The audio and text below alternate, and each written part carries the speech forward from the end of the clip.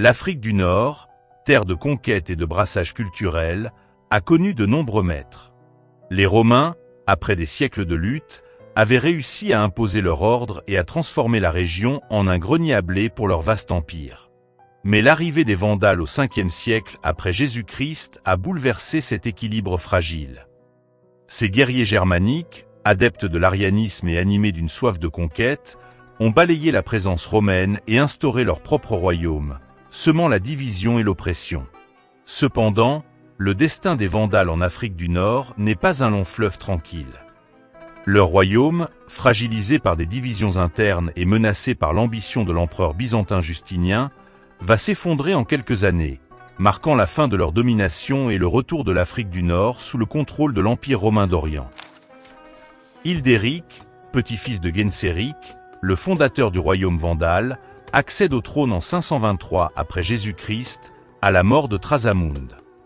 Son parcours est atypique pour un roi vandale.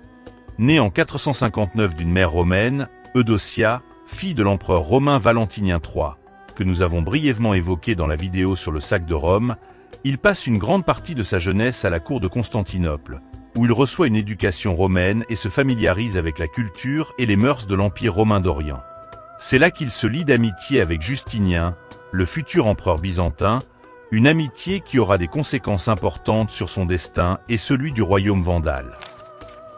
Hildéric, contrairement à ses prédécesseurs vandales, est décrit par les historiens comme un roi tolérant et cultivé. Il s'intéresse aux arts, à la littérature et à la philosophie, et il fait restaurer les monuments de Carthage, jadis capitale de l'Afrique romaine. Il adopte également une politique religieuse plus ouverte que ses prédécesseurs, autorisant le retour des évêques nicéens orthodoxes qui avaient été persécutés par les rois vandales ariens. Il permet même la tenue d'un concile réunissant les évêques orthodoxes, un événement impensable sous le règne de ses prédécesseurs. Cette politique de tolérance religieuse, motivée par ses convictions personnelles et par son désir de se rapprocher de l'Empire byzantin, va lui aliéner une partie de la noblesse vandale, majoritairement arienne et attachée à l'indépendance du royaume. Le règne d'Hildéric est également marqué par des difficultés militaires. Il subit une défaite face à une révolte berbère menée par Antalas, chef de la tribu des Phrex, en Byzacène. Cette défaite, bien que relativement mineure, affaiblit son prestige et donne des arguments à ses ennemis qui le présentent comme un roi faible et incapable de défendre le royaume. De plus, Hildéric est accusé d'avoir fait assassiner Amalafrida, la veuve de Thrasamund et sœur du roi ostrogoth Théodoric le Grand. Cet incident diplomatique entraîne une rupture des relations avec le royaume ostrogoth, puissant royaume barbare qui contrôle l'Italie, un allié important pour les Vandales. Gélimer, cousin d'Hildéric et représentant de la faction vandale la plus hostile à Byzance et au christianisme nicéen, profite de ces difficultés pour comploter contre Hildéric. Il accuse le roi de faiblesse, d'incompétence et de trahison, et rallie à sa cause une grande partie de la noblesse vandale et de l'armée. En 530 après Jésus-Christ, Gélimer passe à l'action. Il mène ses troupes contre Carthage, s'empare du palais royal et dépose Hildéric. Le roi déchu est emprisonné avec ses neveux, Oamer et Évagès. L'usurpation de Gélimer marque un tournant majeur dans l'histoire du royaume vandale. Elle met fin à la brève parenthèse de tolérance religieuse et de rapprochement avec Byzance, ouverte par Hildéric, et elle plonge le royaume dans une nouvelle période de violence et d'instabilité. Gélimer, arrière-petit-fils de Genséric, est un guerrier expérimenté et ambitieux. Il jouit d'une grande popularité auprès de l'armée vandale, qui le considère comme un chef capable de restaurer la puissance et la gloire du royaume. Gélimer, contrairement à son cousin Hildéric, est un arien convaincu et un adversaire résolu de l'Empire byzantin. Il rejette la politique de tolérance religieuse d'Hildéric et rétablit les persécutions contre les chrétiens orthodoxes. Il rompt également les relations diplomatiques avec Byzance et se prépare à la guerre. À Constantinople, Justinien apprend avec colère la destitution de son ami Hildéric. Il voit dans l'usurpation de Gélimer une insulte à l'Empire romain d'Orient et une occasion de réaliser son ambition de restaurer l'Empire romain dans sa grandeur passée. Justinien fait envoyer des ambassadeurs à Gélimère pour protester contre la destitution d'Hildéric et exiger sa libération. Mais Gélimère rejette les demandes de Justinien, affirmant sa légitimité comme roi des Vandales et sa détermination à défendre l'indépendance de son royaume. Justinien, déterminé à punir Gélimère et à reconquérir l'Afrique du Nord, commence à préparer une expédition militaire. Il mobilise ses troupes, construit une flotte puissante et cherche des alliés parmi les ennemis des Vandales. Gélimère, conscient de la menace byzantine, se prépare à la guerre. Il renforce les fortifications de Carthage et des autres villes côtières, augmente les effectifs de son armée et développe sa flotte. Il cherche également à consolider ses alliances avec les tribus berbères, leur promettant des terres et des privilèges en échange de leur soutien contre les Byzantins. L'ombre de la guerre plane sur le royaume vandale, et les persécutions contre les chrétiens orthodoxes s'intensifient. Gélimère, isolé sur le plan diplomatique et confronté à des difficultés économiques, s'accroche au pouvoir avec une détermination farouche, convaincu que les Vandales pourront repousser l'invasion byzantine comme ils l'ont fait par le passé. En 533 après Jésus-Christ, après plusieurs années de préparation, Justinien prend la décision d'envahir l'Afrique du Nord. Il est motivé par plusieurs facteurs. D'abord, la restauration de l'Empire romain. Justinien nourrit l'ambition de restaurer l'Empire romain dans ses frontières antiques, incluant l'Occident perdu au profit des barbares. La reconquête de l'Afrique du Nord, province romaine prospère pendant des siècles, constitue une étape essentielle vers la réalisation de ce projet. Ensuite, la défense de l'orthodoxie. Justinien, fervent chrétien nicéen, est indigné par la domination des Vandales ariens sur une terre chrétienne. Il se voit comme le protecteur des chrétiens d'Afrique du Nord et justifie son intervention militaire par la nécessité de les libérer de l'oppression religieuse. Enfin, la vengeance personnelle. Justinien est lié d'amitié avec Hildéric et veut venger sa destitution par Gélimère. Justinien confie le commandement de l'expédition à Bélisaire, un général expérimenté et talentueux, qui s'est déjà illustré lors de campagnes militaires en Orient. L'armée byzantine, estimée à environ 15 000 hommes, est composée de soldats professionnels, bien équipés et entraînés, incluant des mercenaires bulgares et goths. Une flotte imposante de 500 navires de transport et 92 dromons, des navires de guerre rapides, est assemblée pour transporter l'armée et assurer sa protection en mer. Justinien ne néglige aucun détail pour assurer le succès de l'expédition. Il conclut une alliance avec Amalasunthe, reine des Ostrogoths, qui lui offre le libre usage des ports siciliens et un soutien logistique. Il envoie également des agents secrets en Afrique du Nord pour encourager des soulèvements contre Gélimère, notamment parmi les chrétiens orthodoxes persécutés. Fin juin 533, la flotte byzantine quitte Constantinople et met le cap sur l'Afrique du Nord.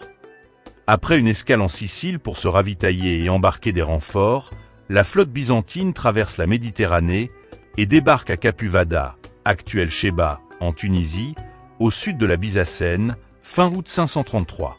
Le débarquement se déroule sans incident, et les troupes byzantines établissent rapidement une tête de pont sur le sol africain. La population locale, lasse de la domination vandale, accueille les Byzantins en libérateurs. Bélisaire, sans perdre de temps, ordonne à ses troupes de marcher vers le nord, en direction de Carthage. Gélimère, informé du débarquement byzantin, rassemble son armée et se prépare à les affronter. Le 13 septembre 533, sous un ciel lourd de présages, les deux armées se rencontrent à Lac-Décimum, un lieu situé à environ 16 km au sud de Carthage. Gélimère, confiant dans sa supériorité numérique, a élaboré un plan audacieux: prendre les Byzantins en tenaille, en divisant ses forces en 3 groupes disposés stratégiquement. Son frère, Amatas, a pour mission de barrer la route aux Byzantins depuis un défilé, tandis qu'un contingent d'archers montés Massagètes, mercenaires féroces et redoutés, doit intercepter les renforts byzantins menés par un certain Gibamund. Gélimère lui-même, à la tête du gros de l'armée vandale, attend l'arrivée de Bélisaire à Lac-Décimum, prêt à asséner le coup de grâce. Bélisaire, général byzantin aguerri et stratège avisé, avance avec prudence, se méfiant des pièges que peuvent lui tendre les Vandales. Il ignore le plan précis de Gélimer, mais il sait que les Vandales sont des adversaires redoutables, capables d'utiliser la ruse et la connaissance du terrain à leur avantage. Il dispose ses troupes de manière à pouvoir réagir rapidement à toute attaque surprise et ordonne à ses éclaireurs de sonder les alentours. La bataille commence par un revers pour les Vandales. Amatas, arrivant trop tôt au défilé, est surpris par une troupe de reconnaissance byzantine menée par le courageux Jean l'Arménien. Pris au dépourvu, Amatas est tué au combat et ses hommes sont mis en déroute. Pendant ce temps, les archers montés Massagète remportent un premier succès en interceptant et en défaisant le contingent de Gibamund, privant ainsi Bélisaire de renforts importants.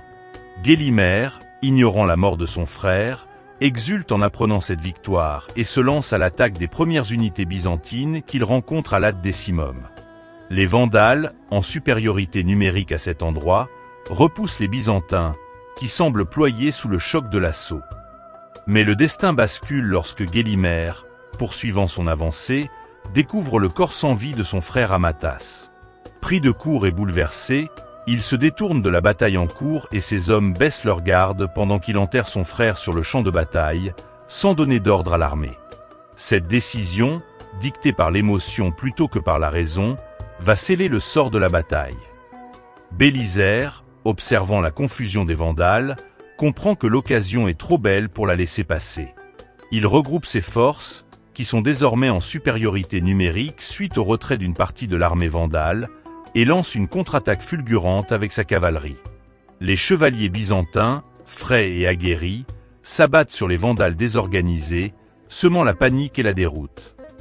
Les Vandales, déjà découragés par la mort de leur chef et la disparition de Gélimer, s'enfuient en débandade, abandonnant le champ de bataille aux Byzantins. La bataille de l'Ad Décimum est une victoire éclatante pour les Byzantins. Elle ouvre la voie à Carthage, et elle marque le début de la fin pour le royaume vandale. Après sa défaite à l'Ad Décimum, Gélimer se replie vers l'ouest, en direction de Numidie, avec l'intention de rallier des renforts et de reconstituer son armée. Pendant ce temps, Bélisaire entre triomphalement dans Carthage le 15 septembre 533, sans rencontrer de résistance. La population de Carthage, lasse de la domination vandale, accueille les Byzantins en libérateurs. La prise de Carthage, ancienne capitale de l'Afrique romaine et symbole de la puissance vandale, est un coup dur pour Gélimer. Furieux et désespéré, il ordonne l'exécution d'Hildéric et de ses neveux, qu'il tenait prisonniers depuis son coup d'État. En décembre 533, Gélimer, ayant réussi à rassembler une nouvelle armée, marche sur Carthage pour tenter de reprendre sa capitale. Il est rejoint par son frère Zazo, qui arrive de Sardaigne avec des renforts. Les deux armées s'affrontent à Tricaméron, près de Carthage. La bataille est violente et sanglante. Les Vandales, animés par un désir de vengeance, se battent avec acharnement, mais ils sont à nouveau vaincus par les troupes byzantines, mieux entraînées et mieux commandées. Zazo est tué au combat, et Gélimer, désespéré, est contraint de fuir à nouveau. La bataille de Tricaméron marque la fin de la résistance vandale organisée. Gélimer, traqué par les Byzantins et abandonné par la plupart de ses alliés, se réfugie dans les montagnes de Numidie, où il tente de poursuivre la lutte par la guérilla. Pendant plusieurs mois, Gélimer se cache dans les montagnes, vivant comme un fugitif, traqué par les Byzantins et abandonné par la plupart de ses anciens sujets. Il trouve refuge d'abord à Hippone, puis dans un village berbère isolé, Médeus, situé dans les monts Papua, en Tunisie actuelle. Les habitants du village, fidèles à l'ancien roi vandale, lui offrent protection et soutien. En mars 534, Bélisaire, après des mois de recherche, parvient à localiser Gélimer et encercle le village de Médeus. Gélimer, réalisant que tout espoir est perdu, accepte de se rendre à Bélisaire en échange de la vie sauve pour lui et ses proches. La capture de Gélimer marque la fin définitive du royaume vandale d'Afrique. Bélisaire envoie le roi captif à Constantinople, où il est exhibé lors d'un triomphe organisé par Justinien. Gélimer, malgré sa défaite, conserve une certaine fierté et ne manifeste aucun regret pour ses actes. Lorsqu'il entre dans le cirque de Constantinople et voit Justinien assis sur un trône élevé, il prononce ces paroles célèbres, tirées de l'Ecclésiaste. « Vanité des vanités, tout est vanité ». La chute du royaume vandale marque un tournant majeur dans l'histoire de l'Afrique du Nord. Après un siècle de domination vandale, marqué par les conflits, les tensions religieuses et les raids maritimes, la région est à nouveau sous la coupe de Rome, cette fois-ci sous l'égide de l'Empire romain d'Orient, aussi appelé Empire byzantin. Les légions de Justinien, victorieuses, défilent dans les rues de Carthage, symbole du retour de l'ordre romain et de la fin d'une ère trouble. Mais cette victoire est-elle définitive? L'Afrique du Nord, terre de contrastes et de peuples indomptables, va-t-elle vraiment se soumettre à ce nouvel empire? Les tribus berbères, qui ont joué un rôle décisif dans la chute des Vandales, accepteront-elles de se ranger sous la bannière de Byzance? L'avenir de l'Afrique du Nord est incertain, plein de promesses et de menaces. Une nouvelle page de son histoire s'ouvre, et nul ne peut prédire les défis et les bouleversements qui l'attendent.